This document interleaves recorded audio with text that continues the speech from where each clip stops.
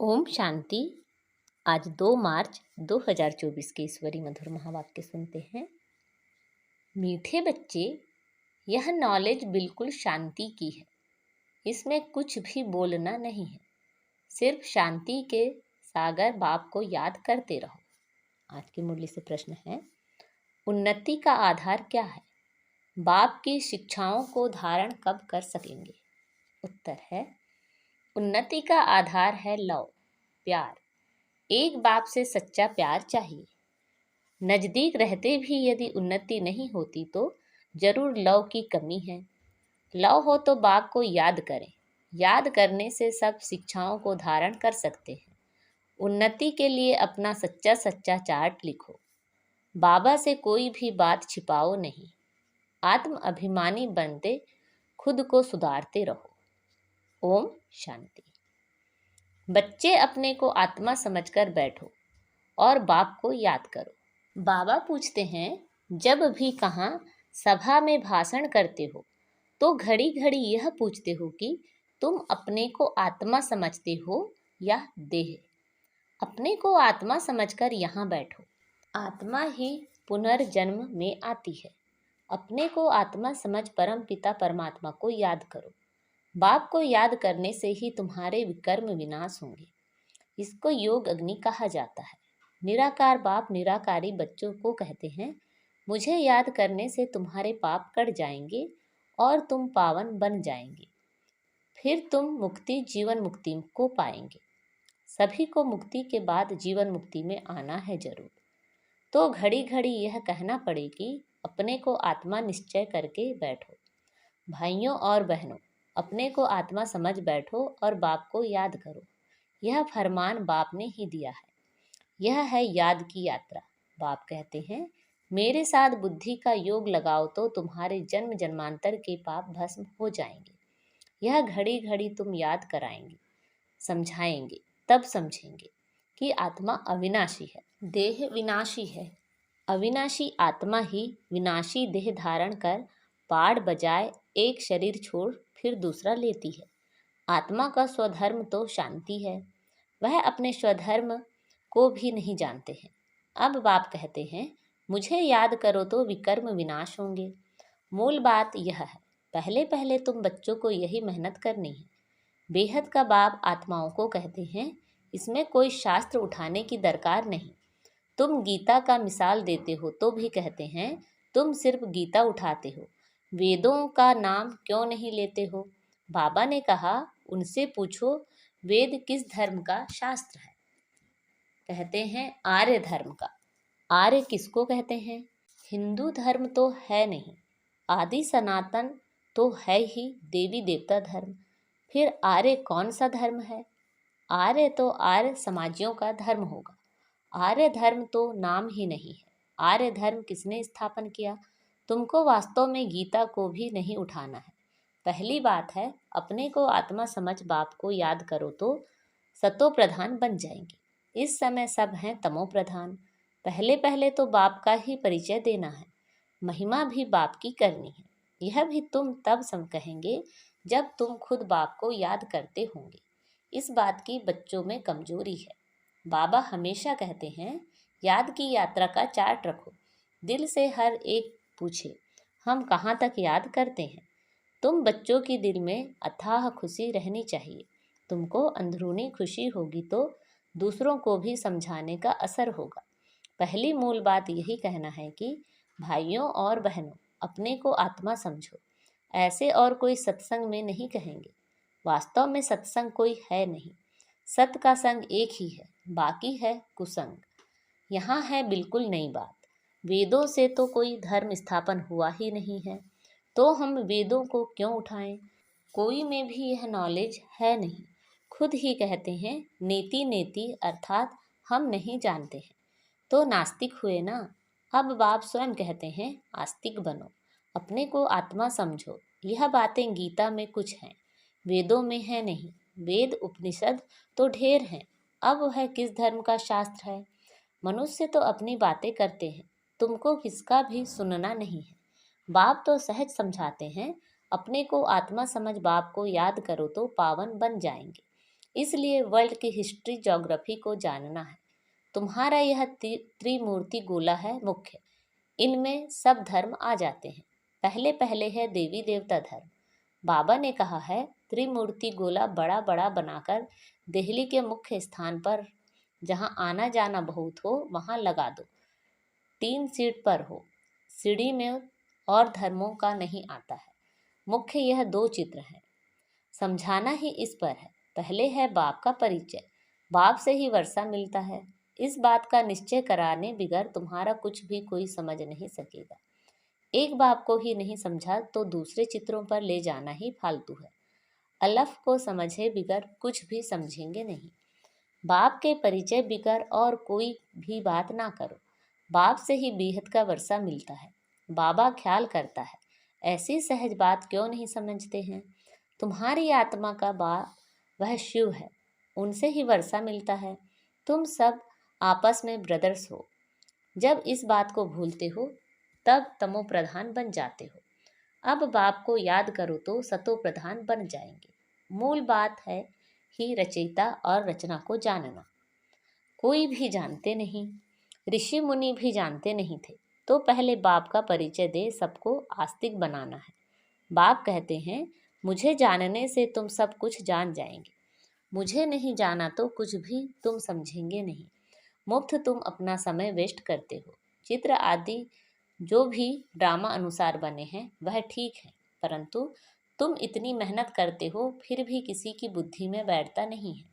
बच्चे कहते हैं बाबा क्या हमारे समझाने में कोई भूल है? बाबा फट से कह देते हैं हाँ भूल है। अलफ को ही नहीं समझा तो फट से रवाना कर दो। बोलो जब तक बाप को नहीं जाना तब तक तुम्हारी बुद्धि में कुछ भी बैठेगा नहीं। तुम भी जब देही अभिमानी अवस्था में नहीं रहते हो तो आंखें क्रिमिनल रहती हैं। सिविल तब बनेगी जब अपने को आत्मा समझेंगे। देही अभिमानी होंगे तो फिर तुमको आंखें धोखा नहीं देंगी। देही अभिमानी नहीं तो माया धोखा देती रहेगी। इसलिए पहले तो आत्म अभिमानी बनना है। बाबा कहते हैं अपना चार्ट दिखाओ तो मालूम पड़े। अगर अभी तक झूठ पाप गुस्सा है तो अपना ही सत्यानाश करते हो। बाबा चार्ट देखकर समझ जाते हैं कि यह सत्य लिखा है या अर्थ भी नहीं समझा है। सब बच्चों को बाबा कहते हैं चार्ट लिखो। जो बच्चे योग में नहीं रहते वह इतनी सर्विस भी नहीं कर सकते। जौहर नहीं भरता है। भल बाबा कहते हैं कोटों में कोई निकलेगा, परंतु जब तुम खुद ही योग में नहीं रहते तो दूसरों को फिर कैसे कहेंगे? सन्यासी कहते हैं सुख काग विष्टा समान है, वह सुख का नाम ही नहीं लेते हैं। तुम जानते हो भक्ति अथाह है, उसमें कितनी आवाज है। तुम्हारी नॉलेज तो बहुत शांति की है। बोलो शांति का सागर तो बाप ही है। अपने को आत्मा समझ बाप को याद करना है। बाप कहते हैं मन मना भव, यह अक्षर भी नहीं कहो। हिंदुस्तान की ही हिंदी भाषा, फिर संस्कृत दूसरी भाषा क्यों? अब इन सब भाषाओं को छोड़ो। पहले तुम भाषण करो कि अपने को आत्मा समझो। बहुत हैं जो अपने को आत्मा भी नहीं समझ सकते, याद नहीं कर सकते। अपने घाटे को कोई समझ ना सके। कल्याण तो है ही बाप की याद में। और कोई सत्संग में ऐसे नहीं कहते हैं कि अपने को आत्मा समझ बाप को याद करो। बच्चे कभी बाप को एक जगह बैठ याद करते हैं क्या? उठते बैठते बाप की याद है ही। आत्म अभिमानी बनने की प्रैक्टिस करनी है। तुम बहुत बोलते हो, इतना बोलना नहीं चाहिए। मूल बात है याद के यात्रा की। योग अग्नि से ही तुम पावन बनेंगे। इस समय सब दुखी हैं, सुख मिलता ही है पावन बनने से। तुम आत्म अभिमानी हो, किसको समझाएंगे तो उनको तीर लगेगा। कोई खुद विकारी हैं और किसी को कहे निर्विकारी बनो तो उनको तीर नहीं लगेगा। बाप कहते हैं बच्चे तुम खुद याद की यात्रा पर नहीं रहते, इसलिए तीर भी नहीं लगता। अब बाप कहते हैं बीती सो बीती, पहले अपने को सुधारो। दिल से पूछो हम अपने को आत्मा समझ बाप को कितना याद करते हैं। जो बाप हमको विश्व का मालिक बनाते हैं। हम शिव बाबा के बच्चे हैं तो जरूर हमको विश्व का मालिक बनना है। वही एक माशूक आकर तुम्हारे सामने खड़ा हुआ है, तो उनके साथ बहुत लव होना चाहिए। लव माना याद। शादी होती है तो स्त्री का पति के साथ कितना लव होता है।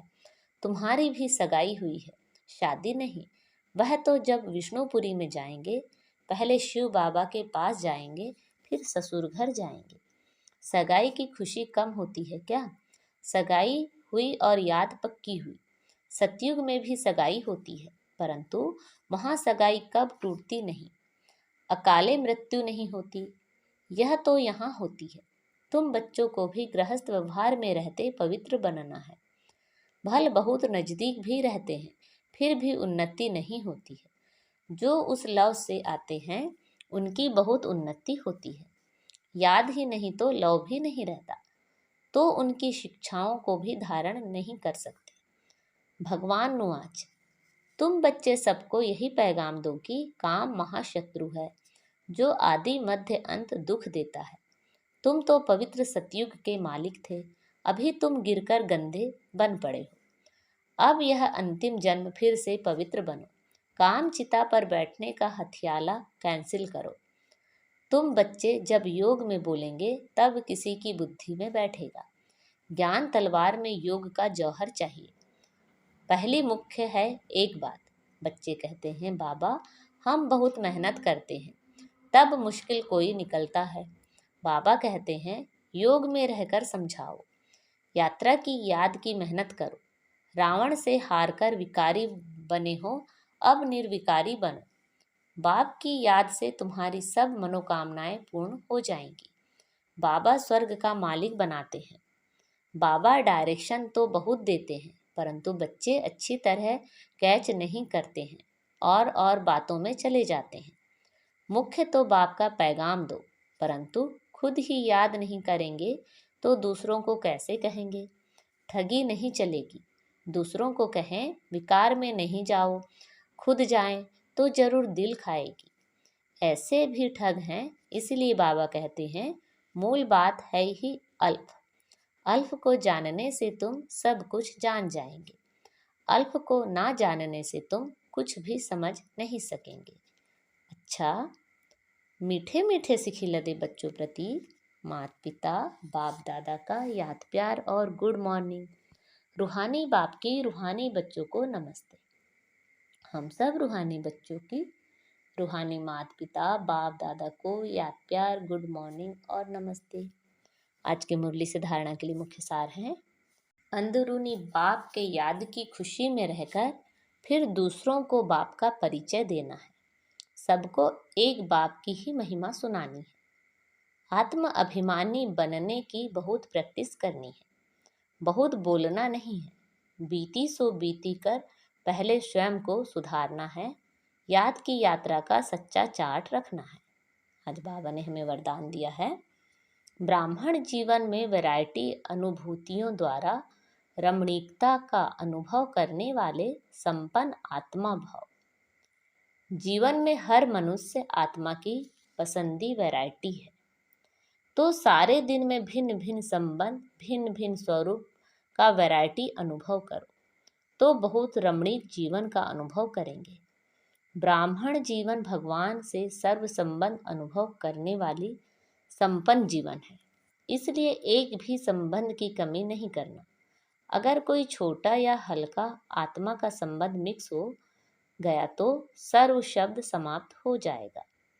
जहाँ सर्व का वहाँ ही संपन्नता है, इसलिए सर्व संबंधों से स्मृति स्वरूप बनो। आज का स्लोगन है, बाप समान अव्यक्त रूपधारी बन। प्रकृति के हर दृश्य को देखो तो हलचल में नहीं आएंगे। अच्छा, ओम शांति।